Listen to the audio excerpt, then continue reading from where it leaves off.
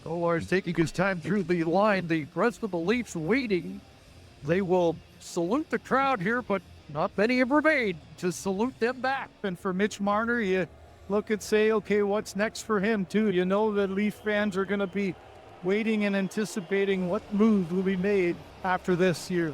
Crowd literally booed them off the ice. And one of the from tonight was one of the most like irritating things was hearing people on the radio, hearing people like commentators, broadcasters saying that it was classless the way that the Leafs fans were reacting. I couldn't disagree anymore. This is what happens. This is what you get. This is the passion that unites us all. This is that passion if you don't win. Like, it's just a bunch of bootlickers. Literally bootlickers. Anyways, speaking of which, I wanted to watch our friend Steve Dangle have a meltdown for the final of this game.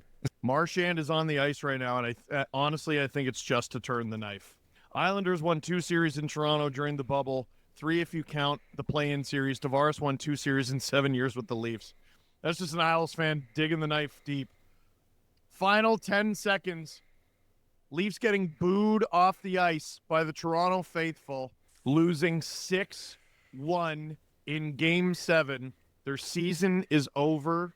And I'm waving goodbye to Brendan Shanahan, who has successfully built the most frustrating team in the history of hockey. A team so good they're incapable of missing the playoffs, and so bad they're incapable of doing anything in them. Is this Mitch Marner's last game as a Leaf?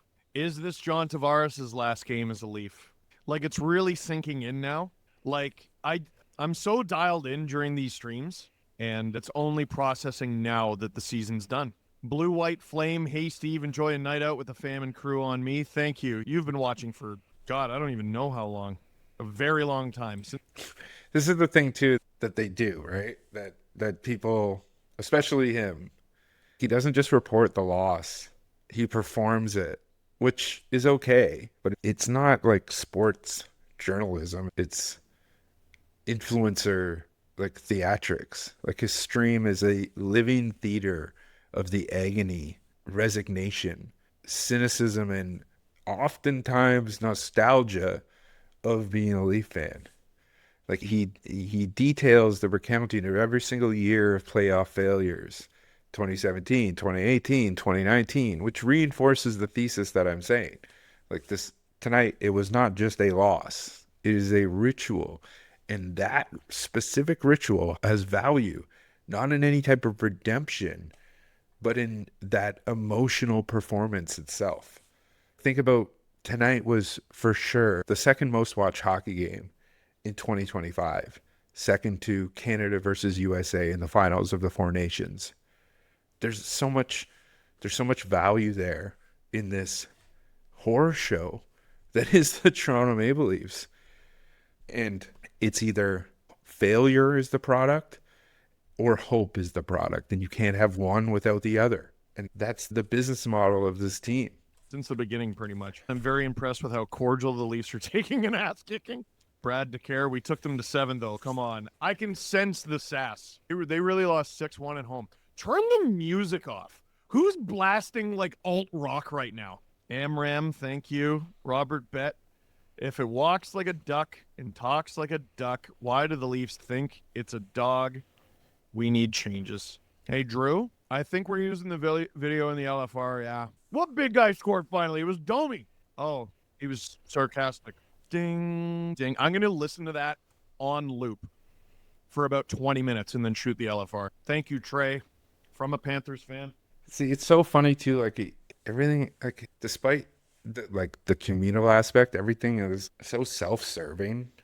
And, like, I know that makes me, like, as a creator and as a content, like, manager and as a creative person, this is not a knock. It's just in the way in which he experiences this team and the way in which he, like, doesn't, like, he's just continuously leading people on to the ultimate letdown, because it's either the refs or it's somebody isn't performing up to their standards, and it's always this moralizing of another. The way that liberals do politics, these types of influencers do sports, because they don't like care about anything important. So they take that same type of mindset and apply it to sports, where it's everything is just a test of morals and virtues. It's never based in the material reality, which then creates these massive letdowns when material reality shows up. But I will say, obviously, despite his pain, he always has gratitude for his community, the subscriptions, the memberships, the super chats. And even in heartbreak, their media machine keeps spinning. And like, how fast did this video get uploaded? This is what I'm saying. This is exactly like the point that I'm making. The spectacle of collapse is monetized in real time, right there in the chat, right there.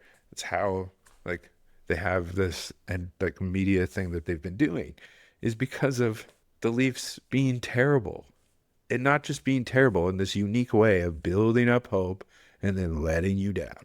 And yeah, Producer Nick is in the crowd, and he said the booing while the Leafs saluted the crowd was so uncomfortable.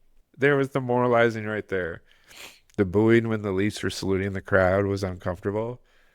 Like, all I can ever think about when I see like people doing the moralizing about sports in this way is like, as passe as it is, but it's just that like people are dying, Kim meme, where it's just like, why don't you care about something that fucking matters? Like, why don't you moralize about something that matters instead of, because even if you moralize about it, it's not going to do anything. But why don't you moralize about poverty and housing? I'm sure you do, but make a career out of it. And it's just, fuck off, man. It made me uncomfortable. I got triggered by the booing. Kelly, Rudy, and Bieksa, we won our division. We lost in the second round. Cup champs, 7 games. Dude, I'm turning it off. I can't. Guys, this is the torture, the horror of the Leafs. They almost never get their asses kicked. Not over the course of a series. Every year, they took the Capitals to 6. 5 of the games went to overtime. Every game was decided by a goal. Damn. 2018, we were down 3-1 to Boston. Forced to game 7. You were leading in the third period. You ended up losing. Damn. 2019, we had home ice advantage against Boston this time. Yeah, we lost 5-1 in game 7. But at least it got to 7. Damn. 2020. Yeah, we ended up with one of the most miraculous comebacks in the history of the playoffs, scoring 3 goals in 3 minutes to force overtime, and then we won it in overtime. But we got shut out in game 5. Maybe if that series went 7, we would have won it. Damn. 2021, we win the division. Oh, yeah. He's talking about Columbus. He's talking about the 5-game series against Columbus. I recall. That was different, but yeah. And that was also every single game was at home. That was like, I wouldn't even count that. Like, they served Toronto up so many times during the pandemic. So many times. And instead, Montreal walked right in. And instead, they ended up in a Stanley Cup Finals, which he's about to mention. Which, that broke me. And I'll get into that later. But that's when I said, no more. I'm done with this.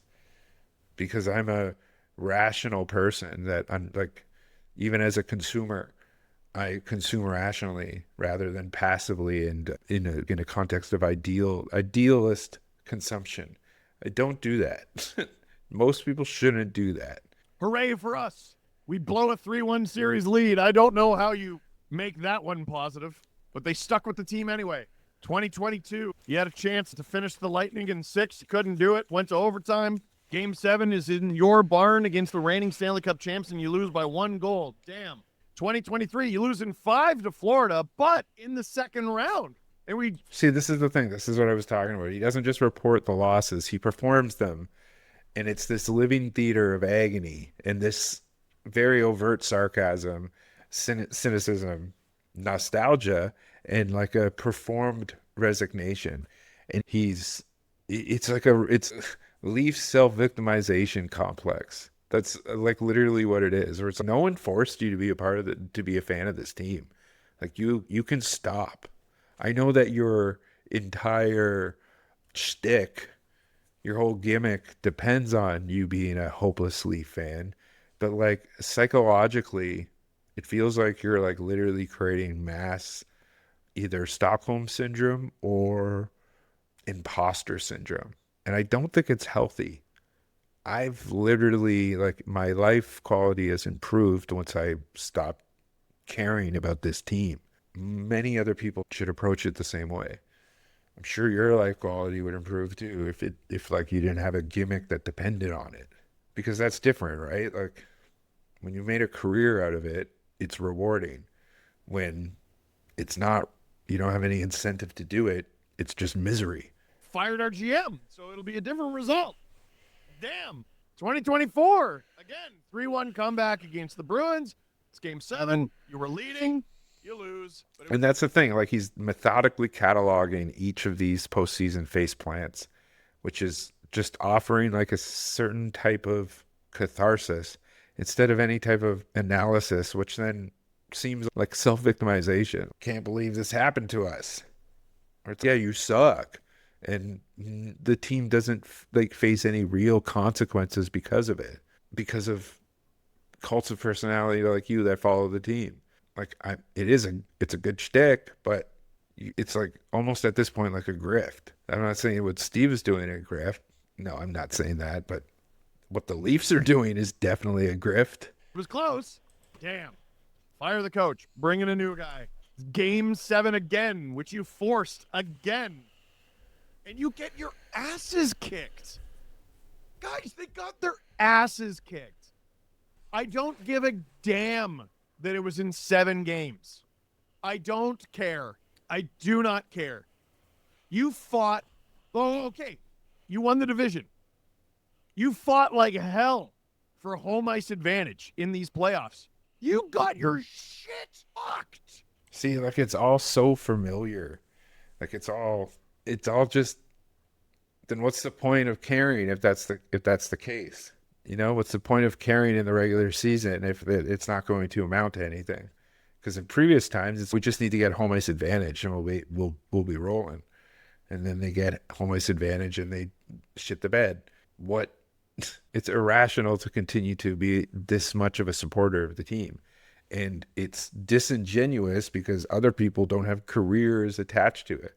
And people shouldn't attach their identity and important parts of their like persona to this. It is detrimental. Like it is detrimental to your quality of life. It drives you to seek out the thing that you're looking for in other places that are not healthy. And it's just bad. Like it's torturous. It's not even funny anymore. Like I'm not a fan anymore, but I'm literally like as a friend of people who are fans of this team. It's legitimately not funny anymore. In games 5 and 7. Dude, what was the score? Oh. Brad Marchand, I don't know even if this is true. Brad Marchand, first player in NHL history to win 5 winner-take-all games against the same franchise. Sharks truther time? Maybe. Sens fan coming in peace. Steve, I'm so sorry, man. Never want to see a Canadian team get knocked out. Love to you and yours and the SDPN team. Thank you. God, the Leafs are so bad. They're like bringing people together. Yeah, in a very bad way. In a way that is not healthy. Like, he knows it too. Like, he'll never admit it. There's very clearly like an element of cognitive dissonance. Whereas, oh, I'm so sorry, man. It's like, you don't need to be a fan of this team. Do you think people who were fans of the Philadelphia Flyers when they were good are still fans of them now that they absolutely suck? No, because Philly fans have self-respect. And this is the thing. It's like the reason why it's not like genuine is because his channel and like his personal channel and now his business venture has grown by turning this suffering into a spectacle. Like he weeps with fans, vents for them, and ultimately lets them off the hook by reinforcing that idea that the team's failure is tragic, not structural. And in doing so, he mirrors like the exact phenomena of people who demand like accountability from sports teams, but suspends that instinct when applied to like real world, like material reality. And so it like trains people to just accept the situation that they're in, where they're just giving their free will over. And it's literally like spiritually bad. Like if you're venting, like if you're processing hockey in that way, it's training you to process everything in that way. And people are like trained because of this pain to be more rigorous about about hockey than they are about politics, because the stakes feel safer. But because we've been conditioned to go through these motions so many times, it's that's why there's such a parallel between the Leafs and the NDP. You get sucked into it, you swear them off, and then the cycle comes back around and you have no other choice but to at least support the team you hate to have to support because you have some type of connection to them. It's the same thing. Like, it's the same thing. I'm going to speed this up. Actually, yeah, I'm going to speed this up just because I don't want to be here till 6 in the morning. Let's go. Wasn't ready for the season to be over. BX is defending the core. Stop. So Drew's trying to go rapid fire. Is this Marner's last game as a Leaf? I would put money on it. Yeah. Blue White Flame for the bar tab. Holy smokes, dude. You just keep doing that. I appreciate it very greatly. See, I'm making money off your misery. Here, I feel bad for you. I feel bad for all the suffering you have. Here's some money. Like, you see how this is, like, how this business structure becomes monetized, and how that is just a small microcosm of how the Leafs operate? And that's the thing. Hope is the product, not the outcome.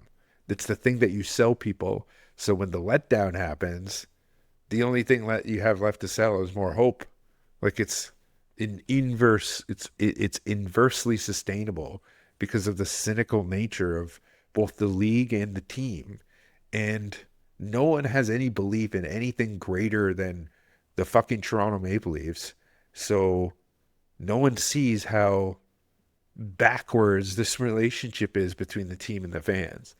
It is detrimental to having a good quality of life to be a fan of this team. There's nothing else like it in sports. For the bar? Or do I get so many Hawkins cheesies? I love these things. Unapologetically. I know Drew doesn't like them. Sorry, Steve. Great work by SDPN. Thank you. Sorry for your loss. Time to cheer on Edmonton. Boom. That's another thing that I'm going to get at. Yeah, let me just see how the Edmonton narrative develops on this, since he has to keep people dangled. Bruins still. Ooh, Steve Dangle, dangling the hope of another Leafs collapse. I hate to be so crass, but it's just like, this needs to stop. People need to stop with this. It's bad. And the worse that like material conditions get, the closer that we're going to get to Vancouver 2011, 1994 type situation. Like, when they finally do get over the hump, but then don't get to the place that they're expected to get, it's going to be so bad because of all the collective trauma and the improper coping mechanisms to deal with it because of personalities like this who keep dangling the hope and are not understanding it materially. We need more JD Bunkuses and less Steve Dangles. We need more people who process sports materially and are able to enjoy consuming it that way, rather than a way in which it is a reflection of their identity. And I know, like, I'm thinking way too big on these types of subjects, but this is an important thing. There are millions of people who are affected by the Leafs losing this fucking hockey game, and how sad that is. It's still the truth, because Canada has nothing. We don't believe in anything. This is what we believe in. Hockey is statecraft. That's how it works. Still win. And that gets back to what I was saying. This is how we unite Canada. This horrified fan base now has got to crawl to another team, a team of a province that wants nothing to do with Canada in the current moment. How poetic is that? That's the very definition of what statecraft is. And that's the function of what the NHL is. In Leafs Game 7, they get a first-round pick because Florida goes to the third round. The Leafs suck. Oh, my God. Snow Pirate sent 10 SDPN memberships. Thank you. Be happy the Leafs made it that far. Nope. As a Flyers fan, I've tried to live vicariously through watching former Flyers winning in the playoffs for years. I think Lawton stoked he's here. Hey, Steve, this has honestly been a real rough year for me, but I've always, at the very least, been able to look forward to a new LFR or SDP. Thanks for another year of bringing smiles to Leafs fans. See, this is the thing. I hear people say this about when people talk about wrestling, right? They're like great podcasts that talk about wrestling where you're just like going in depth about something that fundamentally doesn't mean anything. You know what I mean? Dungeons and Dragons, stuff like that. Those are good things to attach yourself to. Good hobbies, good like activities to attach yourself to. This team is not, because of the nature of the team and the franchise and the corporations that depend on it and own it, because they don't give a shit about your enjoyment. In fact, your misery is what makes them money. So it's been a really tough year for me. You've really helped enable me to take this pain in which I continue to take when I could not put my energy towards it. And again, it sounds like I'm making a big deal out of something small, but as material conditions deplete, as we emerge into a new multipolar global world order where North America is no longer the hegemony of the global trade market, it's no longer in charge of global free trade and the last stop of the supply chain, the material conditions will deplete and sports will become more and more of statecraft and more how like people relate to like how they define their socioeconomic status. And this is not sustainable, like culturally. It's going to end badly. It's going to end the exact same way in which it happened with Vancouver, except way worse, way worse. Thank you. Sabres fan, who should be sent to us for punishment? Dude McDuderson sent 5 SDPN memberships. Thank you. When Mitch walks, I hope everyone remembers we could have had Rantanen. Thank you, Nash, for that. Yeah, Drew says we'd both be happy if that trade happened. Thanks for the stream, Steve. I've been a subscriber to the Steve Dangle channel since 2013. Never gets easier to lose a Game 7. You know what I'm proud of? So it's not official, and it might fluctuate a little. Rangers fan 30 with 5 SDPN memberships. Beautiful. It might fluctuate a little, but I'm proud of my channel, Death Eater with a gifted membership. Thank you. My channel, the Steve Dangle channel, I began in 2007. I had a 9-year head start on the SDPN YouTube channel.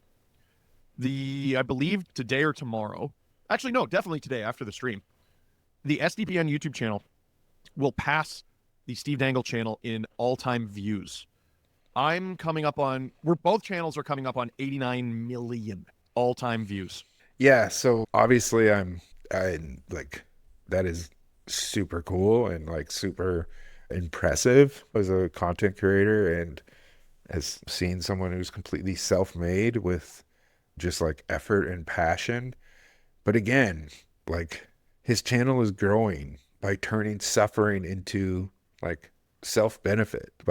He's weeping with fans and venting to them, but he's letting them off the hook. Like this type of community at this point would move on to something else. Like he has built a community. He's literally built a community around losing. Fans thank him for giving them something to look forward to, even when the team lets them down. Like that is a learned helplessness dressed up as like fandom. It's human, and that's what I'm talking about. Like the Leafs don't need to win. They just need to give people a reason to hope and a place to mourn. And all of the infrastructure. On previous, there used to be more like corporate entities that benefited from this, but more and more it's independent entities. And I'm one of them. That's why I'm doing a stream. And like, I know that places like this and channels like this provide fans a space to cry, to cope. But why are you crying and coping and not demanding, not rupturing from this relationship? And it's this loop. The loop is the point.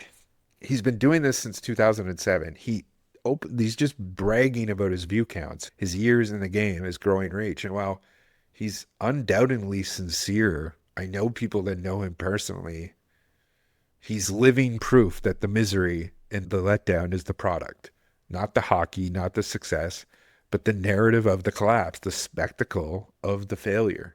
Like, it's living proof of it. And it's also a microcosm of how the Leafs as a whole operate.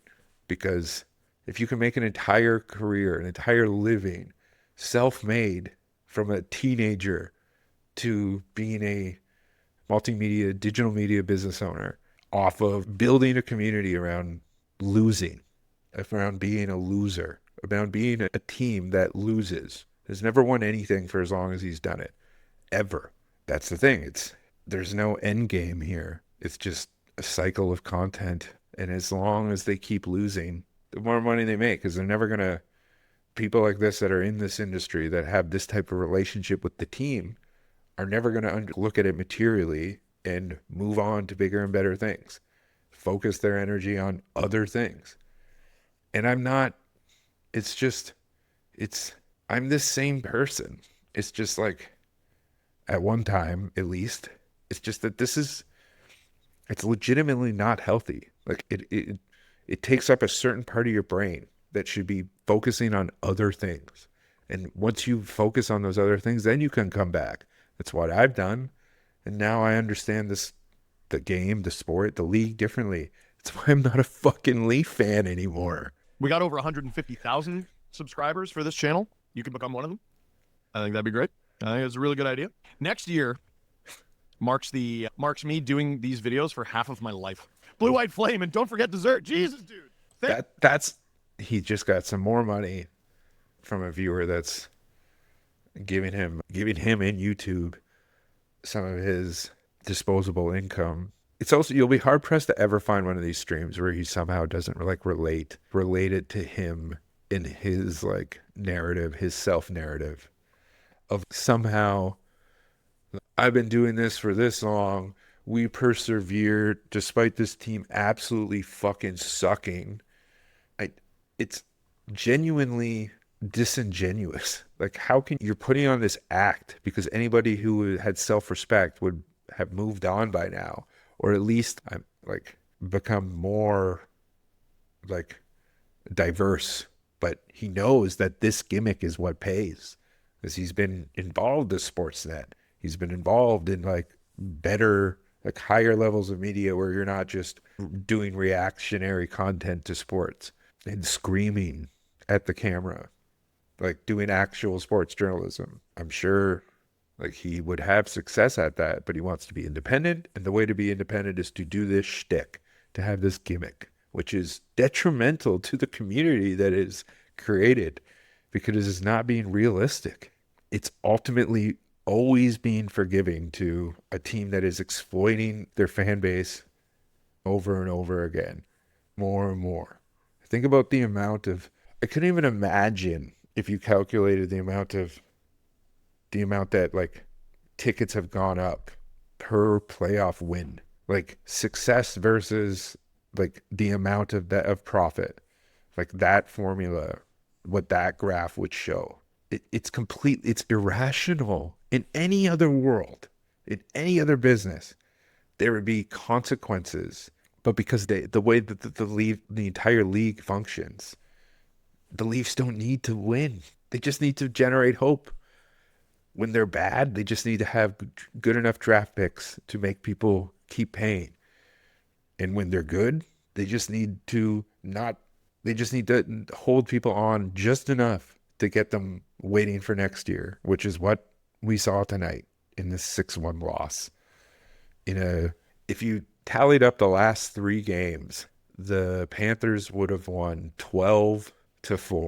Thank you. You're all right. I appreciate it, man. Patrick Breezewa says, you guys are chalkers. Go eat some chocolate.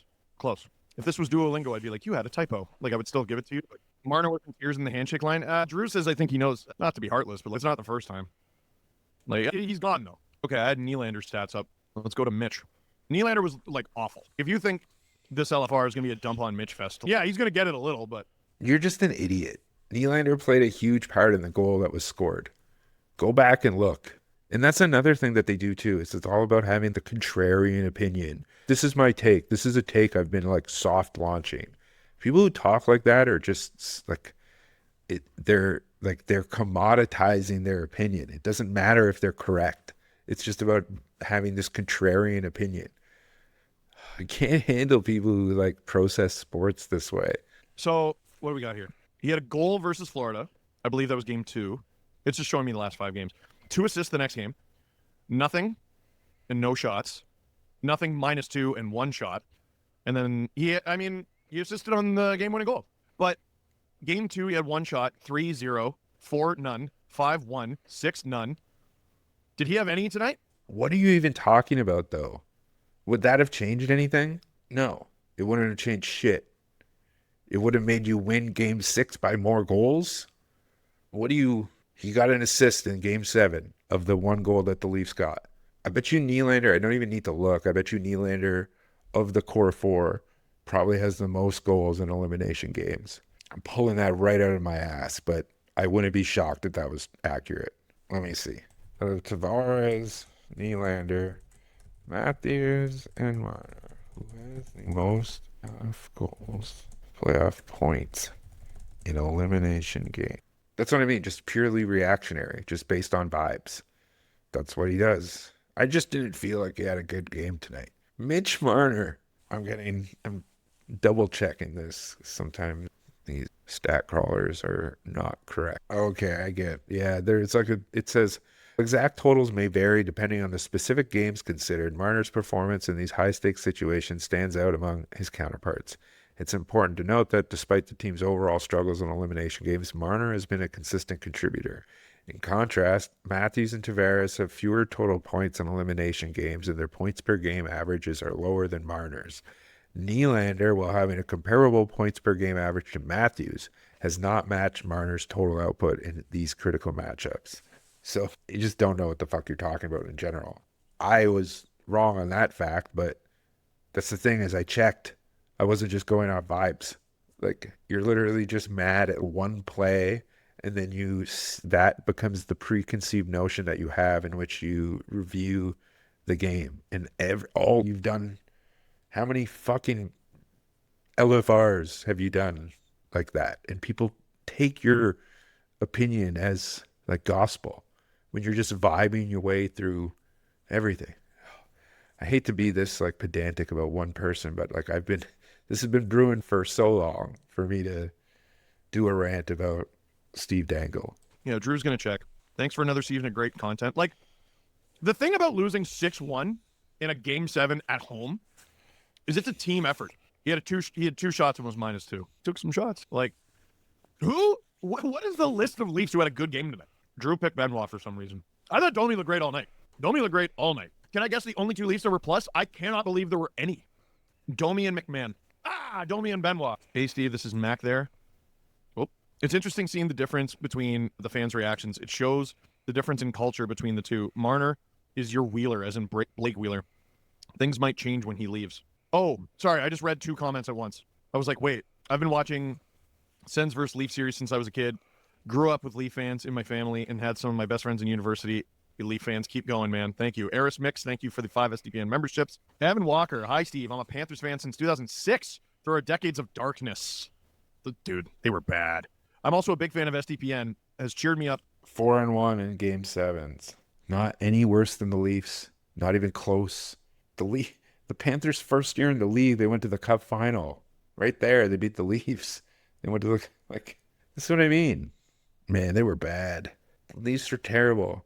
I'm pretty sure from 2006 to 2013, the Leafs didn't make the playoffs once. Went in tough times despite not being a Leaf fan. Just want to say the Leafs faithful deserve better. Thank you. Extremely classy. Feel awful for Maximum Domi. Morgan Riley was awful this entire series. Boy, playoff Morgan Riley arrived against the Sens and he friggin' disappeared. I'm in. You haven't turned into a blue rage monster yet, LFR.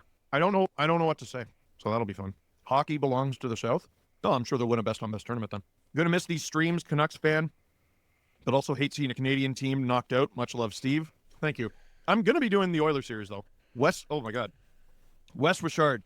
Can't put into words how bad. See, that's again, not saying it outright, but he's already prepping for his community of Leaf fans to start supporting the Oilers. His chat very much full of that pro Oilers sentiment. And that goes back to the argument that I had that hockey in Canada functions as statecraft. It provides a unifying fantasy which papers over these regional fractures through symbolic transfers of loyalty. Like how many times have they said, "Oh, I have family that are like I grew up a Sens fan, but I have family as Leaf fans." That those are the symbolic transfers of loyalty. That's literally a huge part of how Canada operates culturally. And it's so fucking pathetic. And it sounds like I'm like making something big out of nothing, but it's true. What else do we have? We have nothing else. Like sports is our culture. Hockey is our culture. These teams are our culture. It's pathetic. It's sad, but it's the truth. That's why I'm doing these streams. That's why I'm analyzing. That's why I'm doing historical materialism about the fucking Leafs. Bad. This loss hurts. Absolutely gutted. But wanted to say thank you, Steve, and the entire SDPN crew. Sharing this pain with you helps a ton. Congrats on 150,000 subs. Never stop being you, Steve. That depends who you ask. Never stop being you, Steve. It depends who you ask. You're right. I love you, and thanks for all the hard work. I love you too, buddy. Thank you. Even like Marchand is on the ice. even like independent journalists who have large followings don't like engage with their audience in this way. It's deeply parasocial, and it's not okay. Like you're literally dangling people. You're dangling hope over people's heads. And then when the letdown comes, you benefit from people's misery. And it's a good shtick. Wish I thought of it. But if I thought of it, because I'm not like, even if I did, if it was because of like the social capital, I would have more self-respect at this point. I would be like, I'm done with this hockey team. Who in the right mind still supports this team in this way and has the passion? Like you literally, it just simply comes down to imposter syndrome. Like you have internalized imposter syndrome. That's what it is. Okay. But that's being a Leaf fan.